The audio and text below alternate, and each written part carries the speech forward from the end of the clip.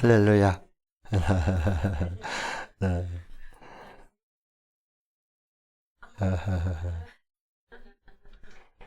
본당에 뵀던 사람 맞습니다.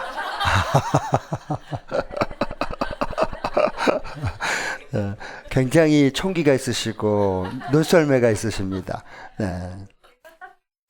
자, 오늘은 잠언 1장과 2장을 통해서 하나님의 음성을 듣겠고요. 다음 주는 잠언 3장, 4장 이어지겠습니다.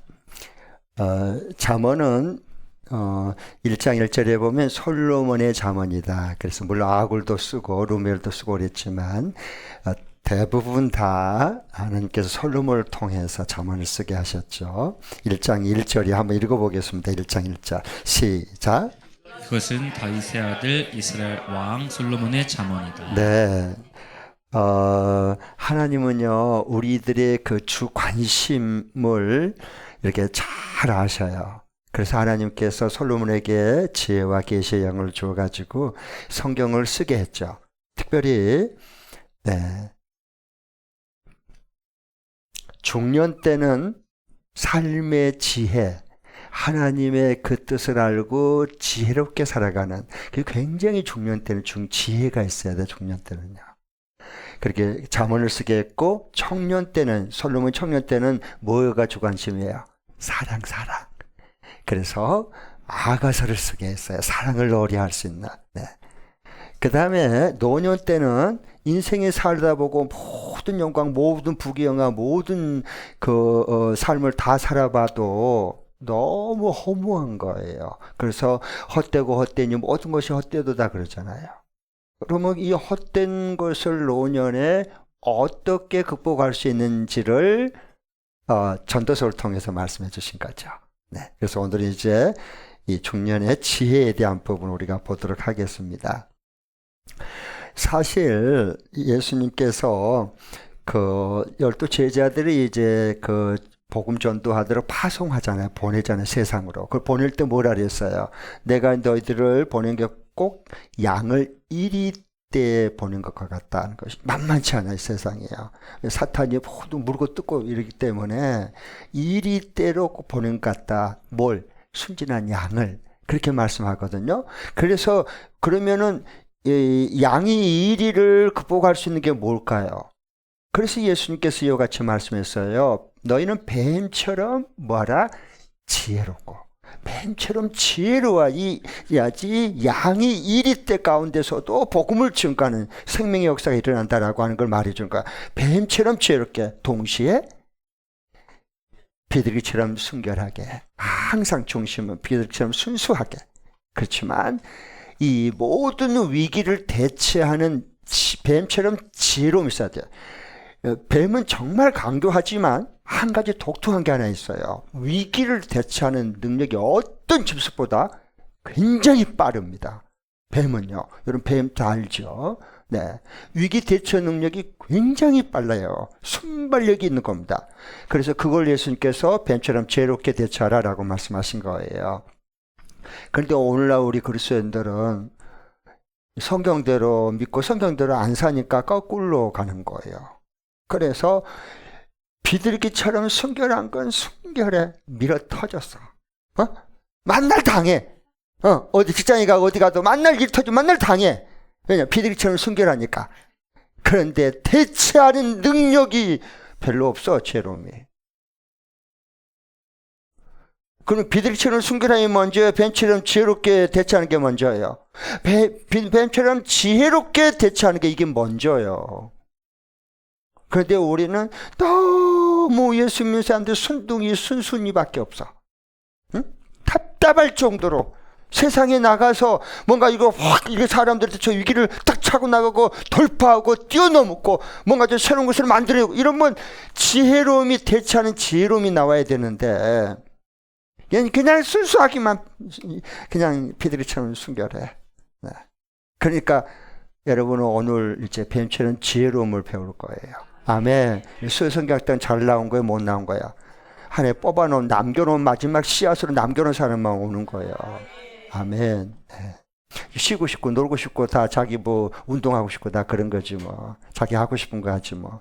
그런데 주님의 갈급한 심령, 주님의 지혜를 갈망하는 사람들은 모이는 겁니다. 네, 아멘. 자, 그러면 지혜는 주님을 바로 알고 경외하는 것을 지혜다리야. 성경 잠언에서는요. 그러니까 일반 세상에서 지혜로운 야근 사람들, 처세술 뛰어난 사람들 그런 게 지혜가 아니고요. 그건 자기께 결국 자기가 넘어갑니다. 그 얄팍한 지혜는요, 이 장깨 부린 요거 자기 꾀에 자기가 넘어갑니다. 오래 못 갑니다. 네, 뭐 한두 번은 그게 통할지 몰라도. 그러나 성경에서 말하는 이 지혜는 주님을 바로 알고 경외하는 거예요. 네, 자 오늘 이 잠언의 핵심 구절이라 말할 수 있는 게 1장 7절이에요. 그래서 1장 7절, 잠언 1장 7절 다 함께 읽겠습니다. 시작. 주님을 경외하는 것이 지식의 근본이오늘 어리석은 사람은 지혜와 훈계를 멸시한다. 네, 정말 지혜는 뭐예요? 주님을 바로 알고 경외하는 거예요. 네. 2장 여기 이제 2절부터 5절까지 쭉 이제 지혜와 훈계에 대한 부분을 좀 이렇게 말씀해 주고 계세요. 그런데 so what? 항상 성경을 읽을 때 여러분께서 질문해요. so what? 지혜는 주님을 바로 알고 하나님을 경외하는 거구나. 그러면 이 하나님을 바로 알고 경외하는 이 지혜가 내가 일상생활 매일매일 살아가는데 왜 중요하죠? 저와 여러분에게 이 질문을 던져야 되는 거예요. 그래야 우리 일상생활에 하나님의 지혜가 우리 속에서 나오기 시작하는 겁니다. 이렇게 보면은 저 사람을 이렇게 보면 많이 배운 것도 아니고 많이 가진 것도 아니고 뭔가 좀 환경이 좋은 것도 아닌데 굉장히 지혜로운 사람이 있어요. 그 사람 앞에 가면은 뭔가 이렇게 물어보면 금방 뭔가 이 답이 나올 것 같아. 그 사람은 그 하나님의 지혜가 있어서 그래요. 꼭 그 잠언할 때 우리가 그런 마음을 사모할 수 있기를 바랍니다. 아멘. 그럼 하나님 부어주셔요. 네. 그래서 여기 보면 so what? 이게 지혜, 하나님을 바로 알고 경외하는 것이 이 지혜가 내 일상생활에 매일 이렇게 살아가는데 이게 왜 중요하냐는 거예요. 왜 중요하지 이게? 네. 하는 질문을 던져야 돼요. 두 가지 때문에 그래. 이게 두 가지 때문에 우리 중요한 게 하나님의 지혜가. 첫 번째로는 하나님을 아는 지식이 처득돼요. 우리의 모든 것은요, 하나님의 아는 지식에서부터 나오는 겁니다. 네. 그래서 2장 4절 5절 한번 읽겠습니다. 2장 4절 5절요. 시작. 하고 보아스를 찾듯 그것을 찾아라. 그렇게 하면 너는 주님을 경외하는 길을 깨달을 것이며 하나님을 아는 지식을 터득할 것이다. 아멘. 그러니까 이 우리가 돈 그러면 돈이야 돈. 우리가 그러면 정신 번쩍 나죠. 돈 우리가 좋아하는 돈. 돈을 좋아한 거 구하고 찾은 것처럼 벌려고 하는 것처럼 잃어버린 돈을 찾으려고 그렇게 막 난리가 치고 막 그렇게 찾을 때가 찾잖아요. 그런 것처럼 지혜를 이렇게 돈 찾듯만 찾아라. 그러면 우리가 지혜로울까요? 안 지혜로울까요? 5년 갈 필요도 없어. 그냥 1년이면 지혜롭게 다 돼버려요. 할렐루야. 근데 돈은 버는데 지혜가 없어. 그럼 돈 다 날려. 헛구생이야 그러면. 네. 그래서 이렇게 딱 대조였고 말씀해요. 은을 구하듯 그 지혜를 구하고 보화를 찾듯이 그렇게 그것을 찾고 찾아라. 그러면서 5절에 그렇게 하면 너는 주님을 경외하는 길을 깨닫게 될 것이고 하나님을 아는 지식을 너가 터득하게 될 거다. 아멘. 하나님 우리를 지으셨잖아요. 그렇죠? 하나님 모든 걸 주관하잖아요. 모든 내일 이루고 장래 우리 일이 주님의 손에 달렸잖아요. 그러면 하나님을 알면 알수록 미래와 장래를 알고 대비하면서 기대하며 살아갈 수 있단 말이에요. 이게 지혜야 지혜. 하나님 주신 지혜. 네. 자, 그리고 두 번째 하나님을 바로 알고 경외하는 게 왜 우리 삶 중에 이게 중요하냐? 그건요. 내 정체성과 내 삶의 의미를 알고 사는 거예요. 우린 대부분 막 사는 거예요. 그냥 진짜 마구잡이로 살아. 그렇게 사는 줄 알고 사는 거예요. 돌아보면 이게 아니네. 헛살았네. 뭐 했나? 내가 이러려고 지금까지 이 고생을 했나? 맨날 후회가 남잖아. 그걸 반복하면 안 된단 말이야. 그걸 지난날에 했으면 그걸로 족하고 깨달았으면 이제 앞날은 이렇게 나는 새롭게 이렇게 살지는 않겠다. 지금까지 산 것처럼 살지는 않을 거야. 그게 뭔가 있어야 되잖아요. 그러려면 하나님의 지혜가 있어야 되는 거야. 하나님 지혜. 그래서 내 정체성, 내가 누구인가를 분명, 내가 얼마나 하나님 앞에 소중한 사람인가를 딱 이게 정체성을 보고요. 그리고 내 삶의 의미를 발견하는 거예요. 우리가 내 삶은 내가 왜 살아야 되는지, 이렇게 살았을 때 어떤 뜻이 있고 어떤 의미가 있고 내가 어떤 가치가 있는지 그걸 가지고 살아가야 되는 거예요. 그냥 산다고 밥 먹는다고 사는 거 아니요. 그건 늙어가는 거예요. 그건 나이 먹어가는 거예요. 그건 아니에요. 사는 거 아니에요. 그래서 이제 혹시 지금까지 그 아쉬움이 있다 할지라도 지금까지는 이제 오늘부터 하나님의 지혜로 살아가면 되는 거예요. 아멘. 하나님이 우리에게 지혜를 부어주시려고 이렇게 우리를 딱 그 목마르게 그렇게 해갖고 그 사람들만 이렇게 모였잖아요. 네. 자, 그래서 아이들아 하나님 볼 때 다 우리 아이들이에요. 지혜가 없으면 아이 행동하고 아이처럼 무책임하게 말하고 아이처럼 행동하고, 하나님의 지혜가 없으면 나이는 성인인데 교회에서 직분이 있는데 보면 아이들이야. 왜? 하나님의 지혜가 없거든. 그러니까 이 8절 10절 15절에 아이들아 계속 이렇게 부르면서 말을 하는 거예요. 아이들에게는 뭐가 필요하죠? 지혜가 필요하고 하나님 아는 지식이 필요한 거예요. 그래서 공부 열심히 하고 다 과외도 하고 다 하는 거 아니에요. 예. 그래서 내 정체성, 내가 누구냐, 내가 얼마나 소중한 존재인가를 발견하고, 그리고 그 삶의 의미를 뜻있게 가치 있게 살아가는 이것을요 되려면 원한다고 되는 게 아니라 하나님을 알고 경외하는 지혜가 임하면 저절로 인생이 그렇게 펼쳐지는 거예요. 할렐루야. 네. 자, 그러니까 성경이 얼마나 중요한지 몰라요. 재밌는 게요, 제가 굉장히 감동을 받은 부분이 책을 읽다가 내가 이 부분에, 제롬 케이건이라고 하는 사람이 있어요. 유명한 아동 심리학자입니다. 그런데 이게 아이는요, 태어나서 이 세 기질 중에 하나를 갖고 태어날 때부터 기질을 가지고 태어나는 거예요. 기질이 중요하거든요. 하나님은, 성령은요, 사람에게 태어난 기질을 사용합니다. 아셨죠? 기질을 가지고 태어나요. 그런데 이 기질이 태어난 이 세 가지 중에 하나를 가지고 태어난데, 이 기질이 왜 중요하냐면, 위기나 어떤 위기 상황이 닥치잖아요. 어떤 역경이 닥칠 때 반응할 때 무의식적으로 그 결정을 하고 반응하는 거예요. 그래서 기질이 중요한 거예요. 기질이. 네. 자, 이제 우리 얘기해 보면 알아요. 이제 세 기질인데, 그러면 이걸 보면서 이제 이걸 생각하고 들어봐요. 그러면 생생한 현장감이 이제 살아나는 거예요. 나는 저 셋 중에 길 중에 어떤 기질에 가까울까? 두 번째, 우리 자식 새끼는 어느 기질에 가깝구나. 네 번째, 내 여편, 내 남편, 남의 편, 내 배우자는 어떤 기질에 가까워서 저런 행동을 했구나. 이제 금방 알아버립니다. 좀 이따 제가 물어볼 테니까 잘 생각하고 들어봐요. 네.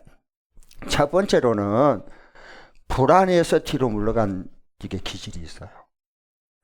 뭔 일이 꽝 하면 아이고, 그리고 그냥 도망치고 이렇게 숨어버려요. 꽁처럼 꽁은요 급하잖아요. 그러면요 머리를 요 땅바닥 속에 이렇게 쳐박고 있어요. 그러면 자기만 안 보이면 아무것도 없는 것처럼 여기는 거예요. 꽁만 그런 게 아니고 꽁 같은 인간도 그런 기질을 가지고 태어난다니까.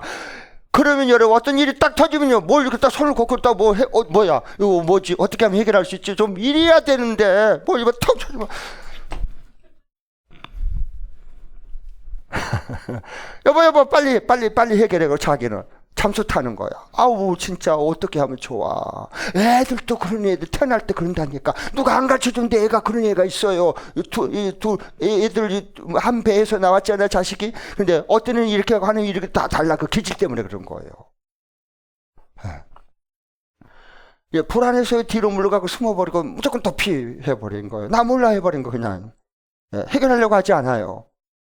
이제 이랬을 때는 뭐가 필요해? 이제 부모가 자녀를 양육할 때 담대함을 키워줘야 돼요. 담대함. 그 위기를 피하고 숨어버리지 말고 대처할 수 있는 그런 지혜를 키워줘야 된단 말이에요. 그래야 아이가 이 세상에 얼마나 위기와 역경이 많겠어요. 앞으로 살아가는데. 그런 지혜가 필요한 거예요. 그 다음에 두 번째로는요, 두 번째 기질은 뭘 타고나냐 하면 두 번째 기질은요, 공격적으로 정반대 첫 번째와는요, 공격적이고 자기 주장만 막 펴는 거야, 막. 지가 잘못을 그 말하고, 내가 잘못, 나는 잘못 안 했어. 이런 애들이 있어요. 아니, 아주 꼬맹이 요만한 애들도요. 그래갖고 나중에 성인이 된데도요, 지가 잘못해놓고 그래. 이런다고. 아우, 대책이 없어. 그쵸? 아니, 그런 인간은 없어요? 너무 하도 많이 겪어봐서 이제 말하고 싶지 않다는 얘기죠? 네, 그래요. 그리고 있어요. 교회 안에도 있잖아요. 왜? 있잖아요. 자기 잘못을 돌아보지를 않아요. 그러니까 이런 공격적이면서 자기 주장 펴요. 이럴 때는 이 기질은 어떻게 아이들을 키워줘야 되느냐? 지혜롭게 신중함을 가르쳐줘야 돼요. 말하기 전에 조금 한 박자 뒤로 물러나가지고 그 다음에 말을 하는 법을 배우고 선택하는 법을 배우게 해야 돼요. 그렇지 않으면 버버버하고 또 이것도 아니네 버버버하고 막 그러면 이런 사람들 사업한다고 해놓으면요 친정 다 갖다 다 뼈골까지 다 빼다가 먹고 다 망해요. 다 털어먹어요. 한두 곳도 없어요. 그럴 때는 신중하게 결정하게 하는 걸 도와줘요. 너는 왜 이렇게 행동을 했느냐? 아니면 너는 이번 때 지금 어떻게 하면 이걸 되겠느냐? 라고 해서 너는 왜 그렇게 결정을 했어? 라고 해서 신중하게 어렸을 때부터 이 지혜를 가르쳐야 된다는 거예요. 한 대로 내버려 두면 안 돼요. 쟤는 원래 기질이 그래요. 그럼 큰일 납니다. 이 다음에 걔는 대책이 없어요. 그렇게 되면요. 그 다음에 세 번째 기질은 뭐냐? 타고난 기질은 어린아이가 낙천적으로 애교를 펴서 원하는 것을 얻어내려고 해요. 아주 백료우야. 그래서 하면 이렇게 딱 하면 내가 지금 어떤 행동을 해서 누구 편에 서야지 내가 살아남을 건가? 머리가 기가 막히게 어린애인데요. 기가 막히게 돌아가는 애가 있어. 있어요, 없어요? 있고요. 나를 말한 건 아니겠지만 자신을 옆에 보면 생각하면 다 나와요. 그래서 굉장히 낙천적이에요. 그리고 애교까지 있어요. 화도 안 내요. 그러면서 얻어낼 건 다 얻어내요. 이 가운데 누구나, 보면 딱 세 가지 중에 기질 하면 지명하려면 내가 금방 다 지명할 수 있는데, 혹시라도 여러분께서, 조금, 시험 들고 또 상처받았다 그럴까 내가 지금 절제를 하겠습니다. 그러면 여러분은 이 셋 중에 어느 쪽이 기질이 가까워요? 여러분 목장 식구를 한번 생각해 보세요. 어느 셋 중에 반드시 하나의 길을 다 속합니다. 그래서 그렇게 돼요. 이럴 땐 이 사람은 뭐냐 하면 임기응변은 뛰어나. 삶의 깊이는 없어. 그렇기 때문에 이 아이는 깊은 생각을 할 수 있도록 기회를 제공해 줘야 합니다.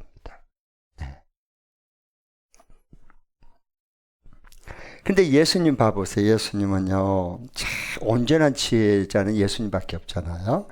요한복음 11장에 보면 나사로가 이제 죽어가게 됐어요. 그러니까 그 사랑하는 이제 마르다 마리아가 우리 오라비가 죽어갑니다. 빨리 와서 신방에 와서 기도해 주세요. 살려주세요. 죽지 않게 그랬잖아요. 예수님이 이틀 동안 안 가버려. 그 신방을 그렇게 강력하게 좀 요청하고 지금 숨이 오라비가 껄떡껄떡하고 좀 넘어갈 판국인데 아니 다른 데를 안 가더라도 만사제 쳐두고 달려올 줄 알았거든요.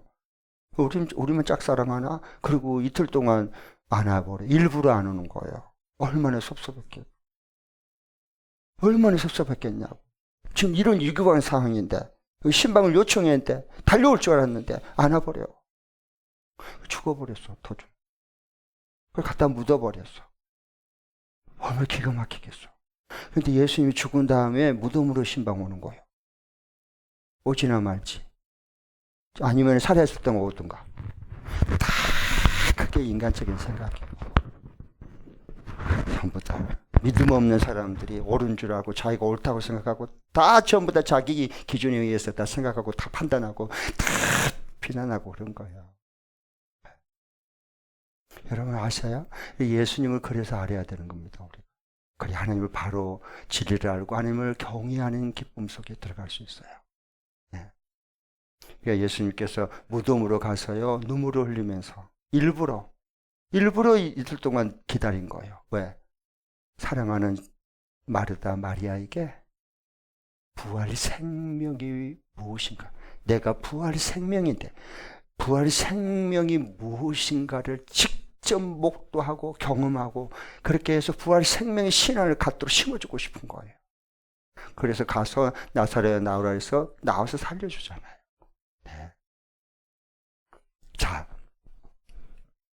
그러니까 예수님을 바로 진리를 알고요. 그 진리 가운데 살면서 하나님을 경외하는 사람은요. 어떤 상황, 어떤 악한 상황 속에서도요. 하나님의 계획과 일하심을 깨뜨려 볼 줄 압니다. 네. 그 영적으로 깨어있는 사람. 하나님의 지혜가 임한 사람. 꽉 막힌 사람하고 대화해 보세요. 도대체 벽에다 말한 것처럼 지혜가 없으면 그래요. 자, 그럼 지혜가 주는 유익을 보겠습니다. 이제 세 가지인데 크게는요. 하나님의 지혜가 임하면 내 삶의 유익이 세 가지가 일어나요. 이 새로운 변화가 일어납니다. 첫 번째로는 한번 따라해 주세요. 편안하게 살아가요. 굉장히 어려운 상황에 분명히 이러면 진짜 편안할 수가 없는데 마음이 편안해져요. 왜? 지혜가 임하니까 그래요. 왜 그런 줄 아세요? 이 두 가지가 믿어져요. 하나님의 지혜가 임하면. 첫 번째로는 뭐냐 하면은요. 이 모든 것이 합력하여 손을 하나님은 반드시 이뤄낼 거다. 이게 그냥 믿어지는 거예요. 말씀대로 그냥 믿어지는 거예요. 왜? 하나님의 지혜가 임했기 때문에. 두 번째로는 뭐냐? 내 모든 염려를 주께 그냥 맡기면서 기도하니까 마음이 평안한 거예요. 뭐 염려, 불안한 것만 쓰레기만 내게서 빼내버리면 하나님의 샬롬 평안이 임하는 거지 뭐 그러면. 네. 그래서 주님의 주신 지혜가 내게 임하면 하나님의 지혜를 가지고 주님을 바로 알고 경외하는 자로서 그 지혜를 가지고 살면 굉장히 편안해져요. 내가 내 자신을 봐도 내가 왜 이렇게 마음이 편안하지? 이렇게 되는 거예요. 아멘? 네. 그 다음에 두 번째로는요, 즐겁게 살아. 즐겁게. 자, 여기 편안하게 사는 것은 1장 33절 한번 보겠습니다. 1장 마지막 절, 33절, 1장 33절, 시작.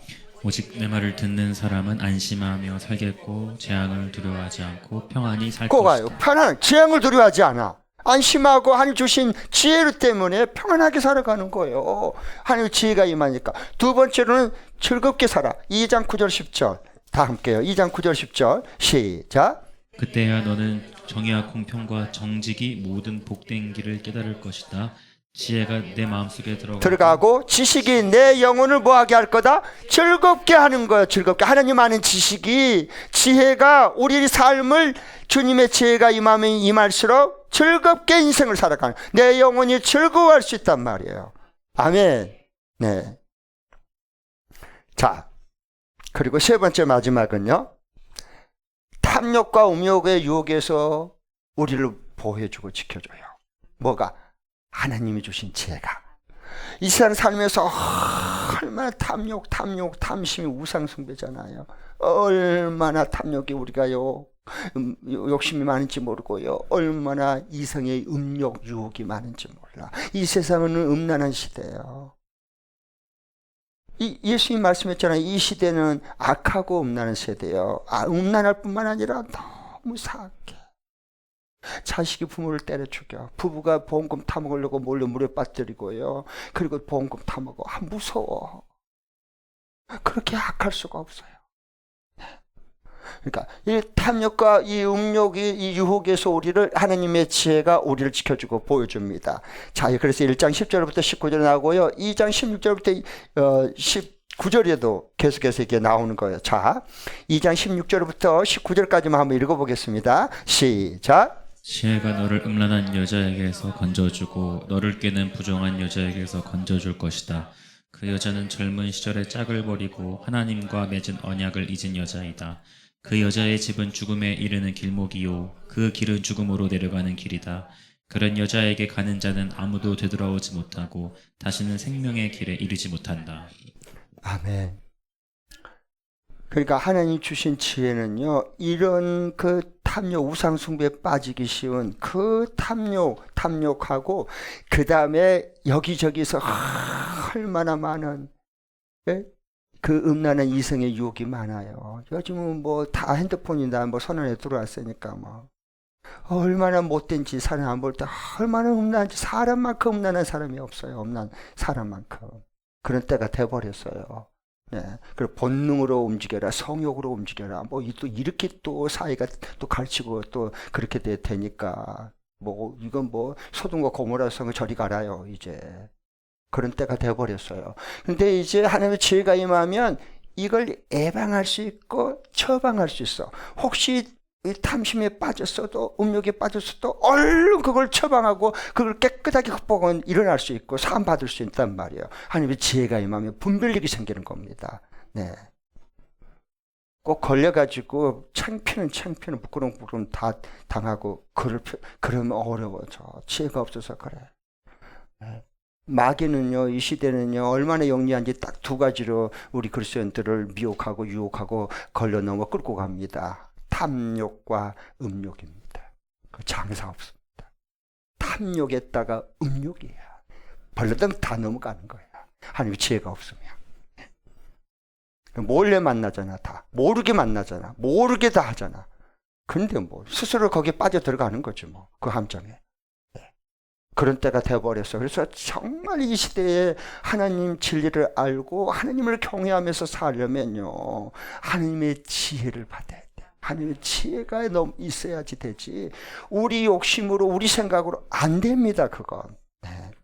자, 그래서 솔로몬을 보면 알 수 있어. 솔로몬이 그 지혜의 왕이었어요. 그런데 노년에 말년이 되니까 말년이 안 좋았어. 나라가 찢어지고 남북으로. 그리고 또 자식 새끼들 그래갖고 서로 물고 뜯고 싸우고 난리 판국게 되는 거예요. 왜? 말년에 타락을 했거든. 지혜가 떠났어. 하나님의 지혜가 말년에 타락해버렸어. 그리고 음욕과 탐욕에 완전히 빠져들어가 버린 거예요. 솔로몬도 그랬다니까. 솔로몬이 그랬으면 우리는 두 번, 세 번 할 사람들이야. 우리는 더 빠질 사람들이야. 그렇게 말씀이 보여져야 돼요. 경각심을 가져야 됩니다. 그래서 이 솔로몬의 만년을 봐보세요. 왜 그럴까요? 주변의 강대국의 공주들을 전부 다 정략 결혼해가지고요. 여자는 전부 다 아내로 공주를 다 맞이했어요. 그 젊었을 때는 좋지, 힘 있을 때는. 나중에 자식 새끼 가지고 그 이복 동생들 그 새끼들이 다 그래서 재산 싸움, 권력 싸움 할 때 죽어나는 거야. 죽을 때까지, 눈 감을 때까지 죽어나는 거야. 이 솔로몬이 그랬다, 천하에 솔로몬도 이렇게 됐다니까. 자, 그래서 그 세상에 나는 성경 보고 입이 딱 벌어져. 솔로몬이요. 열왕기상 11장 3절에 보면요, 후궁이 몇 명? 700명. 후궁이 몇 명? 700명. 그 다음에 첩이 몇 명? 300명. 몇 명? 첩이 300명. 그러면 700명 더하기 300명은 합은? 1000명. 세상에, 나는 하나도 감당하기 힘든데. 아유, 어떻게 이렇게 1000명을 한 번만 이렇게 엉덩이 두들겨줘도 여기 완전 몸살 날 것 같아. 1000명. 어떻게 해, 이걸. 그런데 이렇게 분별력이 없는 거예요. 하나님의 지혜가 떠나면 인간은 탐욕과 음욕의 노예가 돼버린 거예요. 하나님의 지혜가 떠나. 이렇게 지혜로운 솔로몬도 말년이 이렇게 돼버린 거예요. 누가 우리가 장담을 해? 나는 아니라고. 자, 그리고 참된 지혜, 우리 걱정할 필요가 없어요. 우리 참된 지혜자는 누굴까요? 예수 그리스도십니다. 구약은 신약으로 봐야 되고 신약은 예수님으로 봐야 진리가 보인다 그랬어요. 아셨죠? 네, 그래요. 지금 구약에서 참된 지혜자가 온다. 솔로몬이 실패했잖아. 끝이 안 좋잖아. 그러나 진정한 온전한 지혜자가 온다. 그게 누구냐? 예수 그리스도 메시아다. 그걸 증언하고 있는 거예요. 지금 그래서 자문을 써놓은 거예요. 네. 자, 그러면 진짜 그러나 보겠습니다. 꼭 성경 확인하고 성경 듣고 믿어야 됩니다. 누가복음 2장 40절 같이 한번 읽겠습니다. 아기가 시작. 아기는 자라면서 튼튼해지고 지혜로 가득 차게 되었고 또 하나님의 은혜가 그와 함께 예수님 이 세상에 태어난 아기가 되었을 때 자라면서 튼튼해지고 뭘로 가득 찼어요? 오기로 가득 찬 애가 있어요. 그러면 안 돼. 오기가 아니에요. 네네. 음욕으로 가득 찬 애가 아니라 이게 하나님의 지혜로 가득 찼어. 아가인데 왜? 그분은 온전한 참된 지혜자이시니까. 아셨죠? 성경이 그걸 증언해 주는 거예요. 예수님 그 지혜롭게 모든 위기와 모든 하나님 나라와 그 원수들이 눈을 시뻘리고 다 잡아 죽이려고 할 때도요. 그 뱀처럼 지혜롭게 모든 걸 대처하는 거 봐보세요. 놀랍지 않습니까? 복음서 봐보세요. 진짜 입이 떡떡 벌어지잖아요. 네. 그 다음에 누가복음 11장 31절에 이렇게 증언하는 거예요. 같이 읽어보겠습니다. 심판 때 시작. 심판 때 남방 여왕이 2세대 사람들과 함께 일어나서 2세대 사람들을 정죄할 것이다. 그 여왕은 솔로몬의 지혜를 들으려고 땅끝에서부터 찾아왔기 때문이다. 그러나 보아라, 솔로몬보다 더 큰 이가 여기에 있다. 그러나 보아라, 이 솔로몬보다 더 큰 이가 여기에 있다. 누구요? 예수 그리스도. 솔로몬보다 더 큰 이가 누구예요? 예수 그리스도예요. 여기 있다. 우리와 같이 계시는 거예요. 주님이 내 안에, 내가 주님 안에. 그러면 주님의 지혜가 나의 지혜가 되는 거예요. 여러분, 이걸 주님이 우리에게 부어주신단 말이에요. 네. 그 다음에 고린도전서 1장 24절 이렇게 증언해요. 그러나 시작. 그러나 부르심을 받은 사람에게는 유대 사람에게나 그리스 사람에게나 이 그리스도는 하나님의 능력이요 하나님의 지혜입니다. 예수 그리스도는 뭐예요? 부름받은 사람, 부름받은 사람에게만 이 예수님은 하나님의 능력이고 하나님의 지혜단 말이에요. 누구에게만? 주님 하나님께로 부름받은 사람만. 하나님의 지혜가 그 속에 임했고 하나님 능력이 이미 그 속에 분바된 거예요. 아멘. 내 능력으로 산 사람들은 갈수록 힘이 빠져. 힘들어. 힘겨워지는 거예요. 그거 자기 힘으로 산 사람이요. 그래서 주님의 지혜와 능력으로 산 사람은 힘이 나오는 거예요. 능력이 나오는 거예요. 그러니까 새벽에 이슬처럼 주 앞에 나오는 거예요. 왜? 하루 살 때 내 힘으로 산 게 아니라 주님의 능력 받아서 지혜 받아서 사는 거예요. 얼마나 인생이 즐겁고 평안하고 얼마나 살만하냔 말이에요. 그분이 예수님이세요. 자, 그러면은 여기에 하나님을 아는 지혜를 어떻게 얻을 수 있는가? 두 가지를 하면 하나님께서 부어주셔요. 우리에게 이 하나님의 지혜를. 첫 번째는 에베소서 1장 10절 18절 시작. 우리 주 예수 그리스도의 하나님이신 영광의 아버지께서 지혜와 계시의 영을 여러분에게 주셔서 하나님을 알게 하시고 여러분의 마음의 눈을 밝혀주셔서 하나님의 부르심에 속한 소망이 무엇이며 성도들에게 베푸시는 하나님의 영광스러운 성분이 얼마나 풍성한지를 여러분이 알게 되기를 아멘. 예수 그리스도의 하나님이신 영광의 아버지께서 지혜와 계시의 영을 부어주는 거예요. 우리에게 부어주시는 거예요. 지혜와 계시의 영이 임해야 돼. 하나님이 부어주고 싶은 우리가 지혜와 계시의 영을 받기를 원하는 것보다 하나님이 우리를 사랑해서 자녀들에게 지혜와 자신의 계시의 영을 부어주기를 원하는 그 욕구가 그 소원이 몇십 배나 몇천 배나 커. 그 하나님을 알아야 되는 거예요. 예. 지혜와 계시의 영을 받으면 사람은요, 하나님의 지혜와 그리고 이 모든 닫힌 이 모든 것들을 열어서 볼 수 있는요, 안목이 열리기 시작합니다. 예. 제가 그래서 항상 5년 후가 더 좋은 게 그림이 딱 그려지잖아. 그림을 그려주잖아. 왜? 지혜와 계시의 영이니까 그래. 예. 자. 그 다음에 두 번째로는 어떻게 하면 이 하나님의 놀라운 크신 지혜를 얻으느냐? 야고보서 1장 5절에 말씀하는 거예요. 이건요, 내가 지혜가 부족한 줄 깨닫고 하나님 나는 지혜가 부족합니다. 나는 하나님의 지혜가 필요합니다. 이렇게 구하라는 거예요. 그러면 조금만 눈꼬만큼 주겠다? 후이 주시겠다는 거예요. 풍성하게 하나님의 지혜를 부어주겠다는 거예요. 자, 같이 읽겠습니다. 시작. 여러분 가운데 누구든지 지혜가 부족하거든 모든 사람에게 아낌없이 주시고 나무라지 않으시는 하나님께 구하십시오. 그리하면 받을 것이다. 아멘. 아낌없이 지혜가 부족할 때 지혜를 구하면 아니면 아낌없이 풍성히 부어주는 거예요. 자, 그런데 이제 그래서 지혜를 구하라는 거예요. 지혜를. 네. 자, 그런데 솔로몬도 원래 지혜 있는 사람이었어요? 아니요. 여러분 알잖아요. 솔로몬. 이 열왕기상 3장에 보면 원래 지혜가 없어 우리가 똑같은 사람이었어요. 근데 왜 이렇게 지혜의 왕이 됐어요? 일천모제 드리면서 지혜를 구했어. 그러니까 하나님께서 그 지혜를 구하니까 너는 부도 수도 구하지 않고 나에게 딱 맞는 것을 네가 구했구나. 그러면서 뭐예요? 구하지 않는 부와 수까지 내가 너에게 주겠다 그랬어요. 하나님의 지혜를 구하면 어떻게 돼요? 하나님을 더 바로 알고 하나님을 더 경외하려고 지혜를 구하는데 하나님은 안 주시겠어요? 아이고 내 새끼, 아이고 새끼, 네가 지혜를 얻구나. 그래 그러고 막 부어주지. 아멘. 그렇게 되는 거예요. 그러니까 우리가 뭘 구하는 거예요? 하나님의 지혜를 언제나 여러분 기도할 때나 뭘 할 때, 식사 기도할 때나 새벽 기도할 때나 정식 기도할 때나 목장에서 기도할 때나 꼭 하나님의 지혜를 구할 수 있게 바랍니다. 그래 지혜를 부어주시는 거예요. 네. 자, 그러면 이제 마지막 부분. 우리 어머니가요, 저는 우리 어머니를 통해서 지혜를 배웠어요. 우리 어머님의 이제 성령의 역사하는 걸 직접 경험하면서 이렇게 하나님 저는 할 수 없어요. 하나님이 지혜를 부어주시고 하나님의 능력이 크시니까 나에게 주의 능력을 주세요. 저 환자를 저 불치병 병원에서 포기했는데 가서 기도하면 하나님이 치유해 주신 능력이 나오게 해주시고 내가 그의 영적 상태를 딱 만질 수 있는 지혜를 부어주세요. 이러고 기도하고 가서 기도해주니까 뻘떡뻘떡 일어나는 거예요.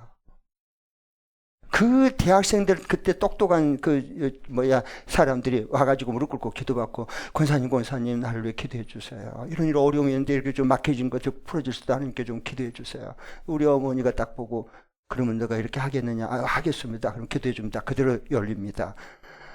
그게요 하나님의 지혜예요. 달라 벌써. 우리 어머니에게는 막힘이 없고 거침이 없었어. 아무리 어려운 일이 딱 터졌어도 막힘이 없고 거침이 없어. 왜? 하나님의 지혜와 계시의 영이 충만하니까. 그렇잖아. 답답해 버리지 뭐 막히면. 꽉 막히 숨이 막히려고 그러는데 뭐 사람 뵐 수 없어. 거기서 거기야 다. 하나님의 지혜가 임하면 벌써 달라. 벌써. 자, 오늘 이제 저자유도 47리로 자, 두 번 읽겠습니다. 먼저 이걸 한번 읽고요. 시작. 예수님을 아는 지혜로운 사람은 하나님을 경외하면서 생명과 평안의 길로 인도함 받고 살지만 예수님 모르는 어리석은 사람은 교만과 탐욕과 음욕에 미혹되어서 멸망의 길로 빠진다. 다시 한번 더 시작. 예수님을 아는 지혜로운 사람은 하나님을 경외하면서 생명과 평안의 길로 인도함 받고 살지만 예수님을 모르는 어리석은 사람은 교만과 탐욕과 음욕에 미혹되어서 멸망의 길로 빠진다. 여러분, 예수님을 아는 지혜가 충만할 수 있기를 바랍니다. 생명과 평안의 길로 하나님이 인도해 주시고 우리는 그 주님과 함께 사는 거예요. 네. 얼마나 감사해요. 네. 자, 오늘은 이제 첫 시간이니까 잠언 여기서 마치고 기도하겠습니다. 하나님 찬양합니다.